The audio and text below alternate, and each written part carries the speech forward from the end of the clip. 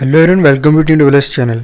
And today in this short video, I will show you how to fix Bluestack beta error unhandled exception on install issue in Windows 10. So before starting video, if you are new on this channel, then hit the subscribe button and I'll start a video without wasting any time. So just follow every step as I am showing you in this video.